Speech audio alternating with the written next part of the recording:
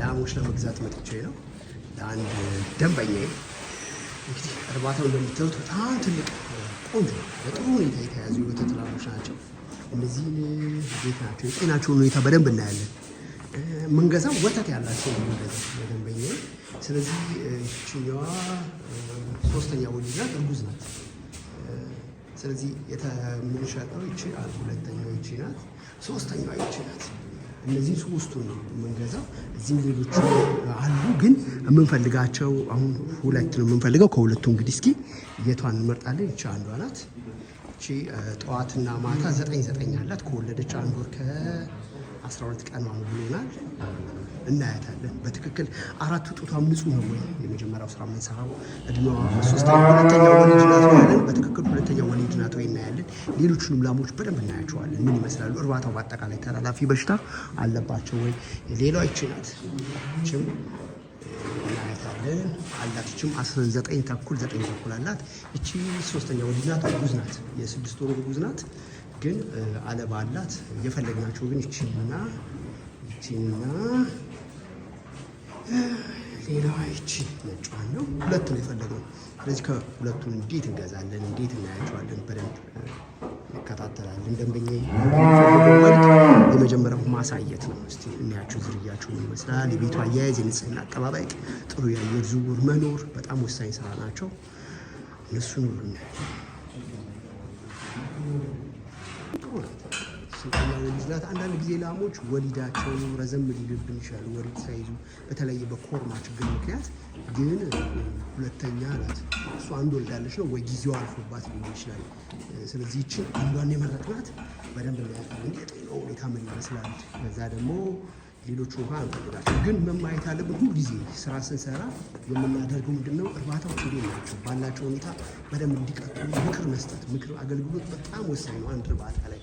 ስለዚህ እዚህ አካባቢ የወተት ዋጋ በጣም ስለወረደ ላሞቹ መሸጥ የፈለገው ለዛ ነው እንጂ አሁን ወተት በ1 ወር ከምናምን ነው አንድ የወተት ላም መሸጥ የለባትም። ግን ወተት እዚህ ርካሽ ነው። ደንበኛ ደግሞ የመጣው ከከተማ ስለሆነ ወተት በደንብ እዛ ይሸጣል። ስለዚህ ወተት ነው የፈለገው። የወተት ላሞቹ ነው የምናቀርብለት ማለት ነው። እንግዲህ ፕሮግራሜ ምንድን ነው? እዚህ ላይ የወተት አርቢዎች እንዴት አድርገው የተሻለ መሆን ይችላል፣ ምን አይነት የአመጋገብ ስርዓት ይከተላሉ፣ የሕክምና ስርዓታቸው ምን ይመስላል፣ የወተት ምርታቸው እንዲጨምር ምን አመጋገብ መከተል አለብን። በተለይ ላሞች እንደወለዱ የሚሰጣቸው የህክምና አገልግሎቶች አሉ። በተለይ ላሞች እንደወለዱ ዲፕሬሽን ያጠቃቸዋል። ብዙ ንጥረ ነገር ከሰውነታቸው ይወገዳል። ለጥጃዎቻቸው ፍቅር መስጠት ይፈልጋሉ። ወተት ይታለባሉ ለሚቀጥሉት 12-13 ወር። ያ ነገር በሙሉ ምንን ያመጣባቸዋል? ሰውነታቸው እንዲወርድ ያደርጋሉ። በተለይ ደግሞ ሩመን ውስጥ ጨጓራ ላይ፣ ጉበት ላይ፣ ሳምባ ላይ፣ አንጀቱ ውስጥ ያሉ ትላትሎችን ካላስወገድንላቸው ምን ይሆናሉ? ይከሳሉ። ምግብ ፍላጎታቸው ይወርዳል። ቶሎ ዘር አይይዙም። ይሄ እንዲስተካከልልን ምን ማድረግ አለብን? ላሞቹ እንደወለዱ ህክምና መስጠት አለብን። የጸረ ተዋሲያን ህክምና ማድረግ አለብን። የጸረ ትላት መስጠት አለብን። ያን ካላደረግን ሰውነታቸው በጣም ይጎዳል፣ ይከሳሉ፣ ለተለያየ በሽታ በቀላሉ ይጋለጣሉ። ያ እንዳይከሰት ስለዚህ ምን መስጠት አለብን? ህክምና ላይ ትኩረት ሰጥተን እንሰራለን ማለት ነው። ስለዚህ እነዚህንም ጊደሮች ዘር በብዛት ከማስያዛችን በፊት ሁልጊዜ ምን መስጠት አለብን? እስኪ ዛሬ ደግሞ ከምናያቸው ዋና ነገሮች በወተት ላሞች ላይ የተመጣጠነ መኖ ለማቀነባበር በተጨማሪ ምን መስጠት አለብን የሚለውን እስኪ ላሞች ወተት እንዲጨምሩ ጤናማ እንዲሆኑ ምን ያስፈልጋቸዋል? ሞላሰስ እጅግ በጣም ወሳኝ ነገር ነው በወተት ላሞች ህይወት ውስጥ። የሞላሰስ እንዴት ይዘጋጃል? ሞላሰስ ምን አለው? ሞላሰስን ከየት እናገኛለን? በእርግጥ አዲስ አበባ አካባቢ ብዙ በርካታ የሚያዘጋጀዋል። ሞላሰስ በውስጡ ከፍተኛ ኢነርጂ አለው። ሞላሰስ በማይክሮ ኦርጋኒዝም ህይወት ውስጥ በማይክሮ ኦርጋኒዝም እድገት ላይ እጅግ በጣም ትልቅ ሚናን ይጫወታል። ስለዚህ ላሞች ብዙውን ጊዜ በወተት ላሞች ህይወት ውስጥ ምን አለ? የሞላሰስ አስፈላጊነት በጣም ወሳኝ፣ በተለይ ከተለያየ በሽታ እንዲጠበቁ፣ በተለይ ደግሞ ምግብ ላይ ኢነርጂ አለው፣ ከፍተኛ ካርቦሃይድሬት አለው።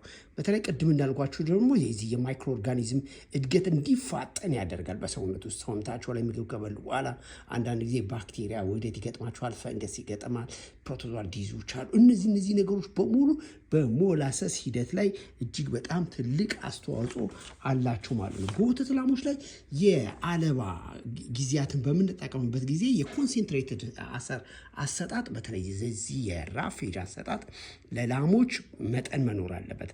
የአሰር አለባ የኮንሴንትሬሽንና የአሰር በዝ ራፌጅ የመኖ መጠን መሰረት ያደረገ ስርዓትን ልንከተል ይገባል። ምክንያቱም ብዙ ጊዜ የመኖ መጠን ማወቅና በዚህ መሰረት መመገብ የላሞችን ጨጓራ የውስጥ ያለውን የፍጭት ስርዓት ሂደት እንዳይዛባና እንዲገነባ ያደርጋል፣ እንዲስተካከልም ያደርግላቸው። የወተት ላሞች ምርታማነት ከፍ እንዲል ለማድረግ የዚህ የአሰር ምርት እጅግ በጣም ወሳኝ ነው። አሰር አልባ መኖ መጥነን ላሞችን ከመገብን የወተት ምርት መጨመር ይቻላል። ነገር ግን የአሰር አልባ መኖ ከ1/5 በላይ አያዋጣም፣ ጥሩም አይደለም።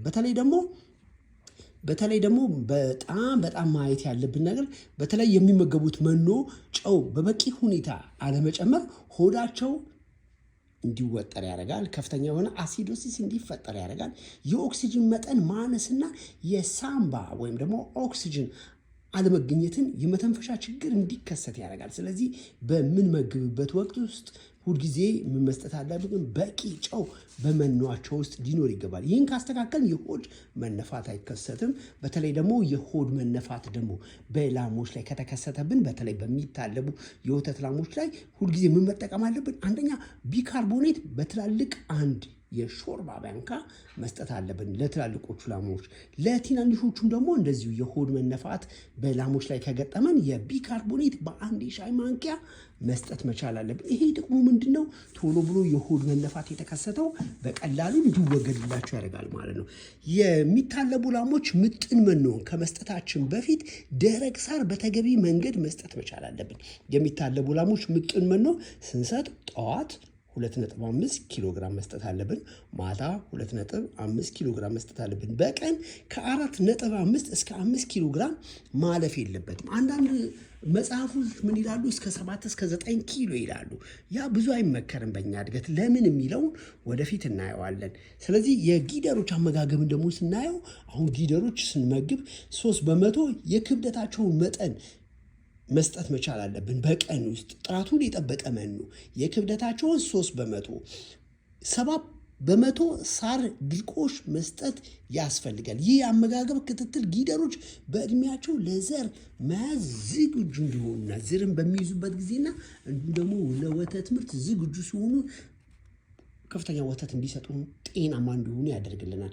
በጊደሮች በእርግዝና ወቅት በቂ መኖ የተሰጣቸው የመመገብ ያልጎለበተውን የሰውነታቸውን አካል እንዲጎለብት ያደርጋል። ስለዚህ በጊደርነት ደረጃቸው በደንብ መኖ በሰጠናቸው ቁጥር ገና በመጎልበት ላይ ያለው ሰውነታቸው በደንብ እንዲጎለበት ያደርግልናል። በተለይ ጊደሮች በእርግዝና ጊዜ ከ4 እስከ 5 ወራቸው የእርግዝና ጊዜ ለሽሉ ለጊደሮች የጡት መዳበር ይሄ የጡታቸው ግድግዳ ወይም ደግሞ የጡታቸው ሆርሞኖች እንዲነቃቁ ስለሚያደርግ የምግብ መጠን በፍጥነት እየጨመረ ስለሚመጣ እነዚህ እርጉዝ ጊደሮች የምንሰጠው መኖ መጠን በየአይነቱ የተሟላ መሆን አለበት።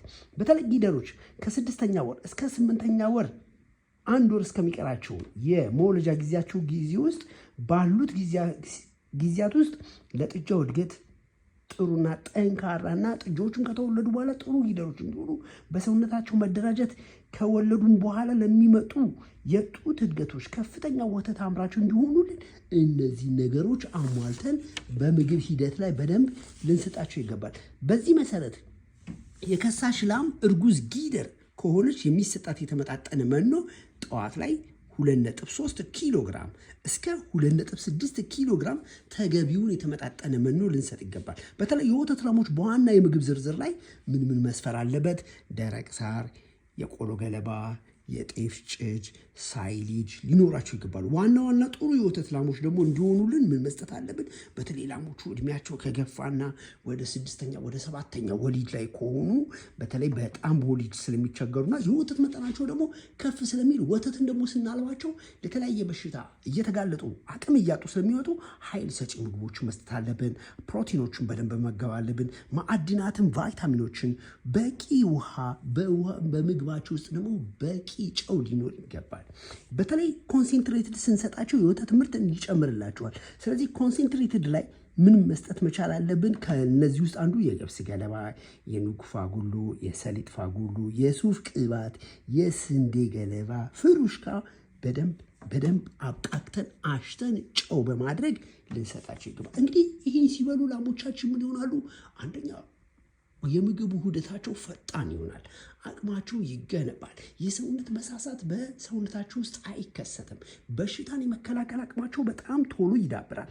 1 ሊትር የምትታለብ የወተት ላም 0.5 ኪሎ ግራም ኮንሰንትሬትድ መውሰድ መቻል አለባት በአለባ ጊዜ።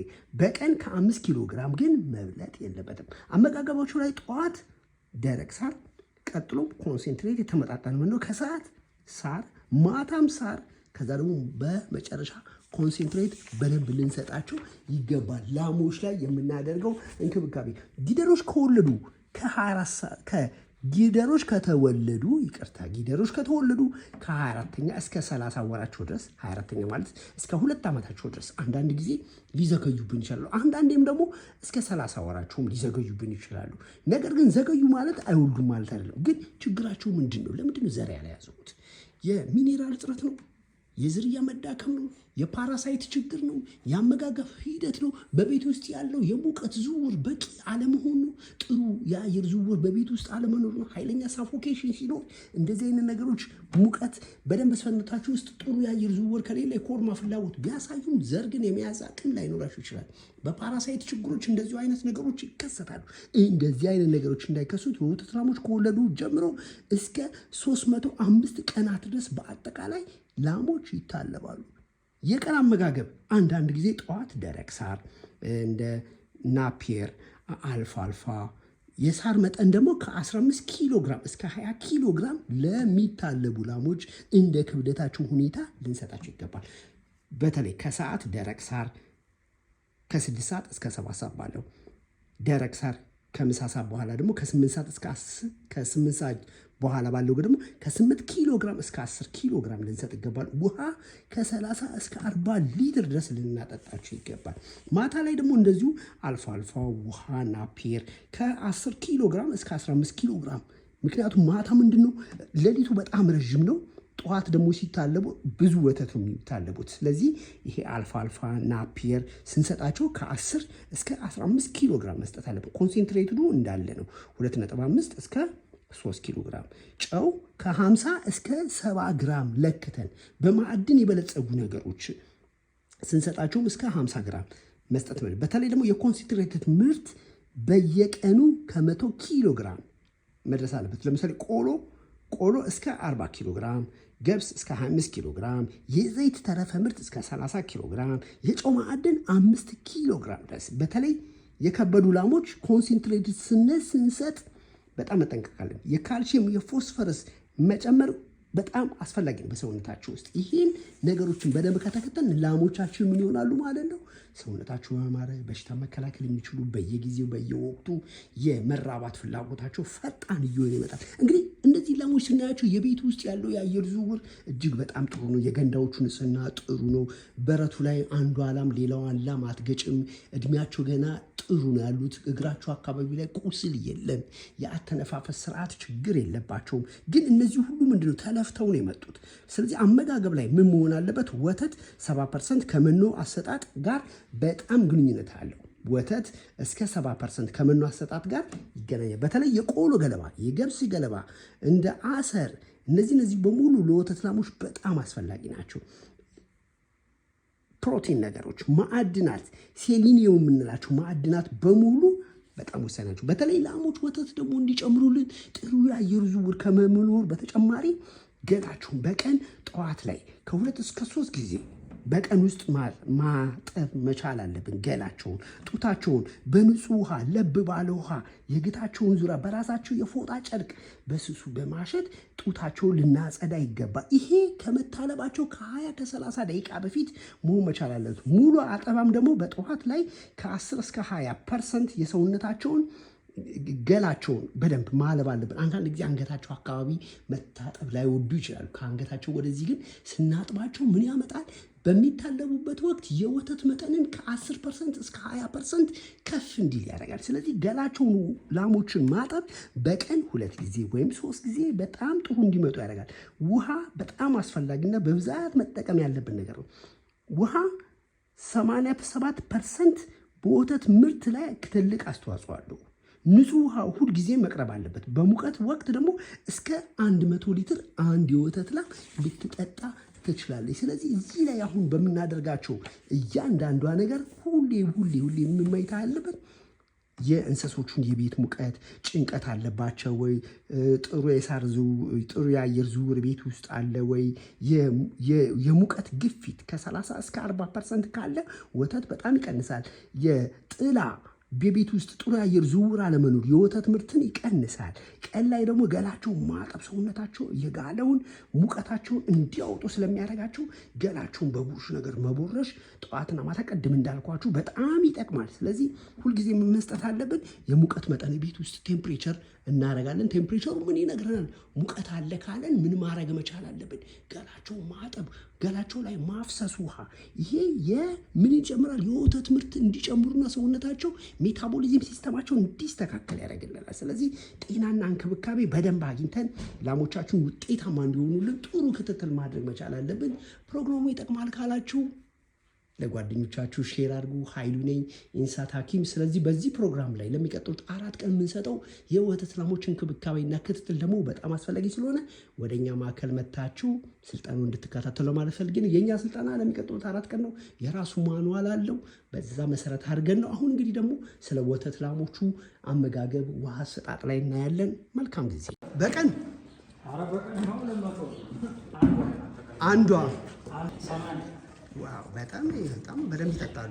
ሁሌ ንጹህ ውሃ ነው የምታቀርብላቸው? በጣም አሪፍ ጭልጥ ነው የሚያደርጉት። በተለይ እነዚህ ወተት ያላቸው በቀን ስንቴ ትሰጣቸዋለህ?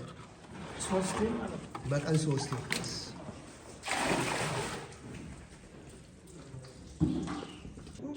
ብዛት ወተት ውሃ የምትጠጣ በደንብ ይጠጣሉ። ትንሹ ስንት ሊትር ይጠጣሉ? ትንሾቹ ያው 60 ከፍተኛው እስከ 100 ሊትር። በጣም ይገርም። በጣም ከፍተኛ ነው። በጣም ሲጠማቸው በተለይ አሁን አየሩ ቀዝቃዛ ነው። በጣም ይጠጣሉ። ጊደሮቹም ይጠጣሉ። ከፍተኛ ነው የሚጠጡት ጊደሮቹ። እስከ ስንት ሊትር ይጠጣሉ ጊደሮቹስ? እስከ 120 ሊትር። ዋው ጎበዝ ነው። በጣም በቀን 3 ውሃ ትሰጣቸዋለህ። አያችሁ ልጁ በቀን 3 ጊዜ ለጊደሮቹ ውሃ ያቀርባል። አለመሰሰት 120 ሊትር ድረስ ይጠጣሉ። ስለዚህ ላሞች የወተት ምርታቸው ከፍ እንዲል ምን ያስፈልገናል ማለት ነው? ንጹህ ውሃ ነው የሚጠጡት። በእቃ እያደረገ በየሰዓቱ በቀን 3 ጊዜ። እጅግ በጣም ለሰውነታቸው ለወተት ብቻ አይደለም፣ የሜታቦሊዝም ሲስተማቸውን እንዲስተካከል ሁሉ የሚያግዛቸው ምንድነው? ውሃ ነው። አንድ የወተት ላም በቀን 1 ሊትር የምትታለብ 4 ሊትር እስከ 5 ሊትር ውሃ መጠጣት አለባት። በዚህ መልኩ ነው የምናደርገው።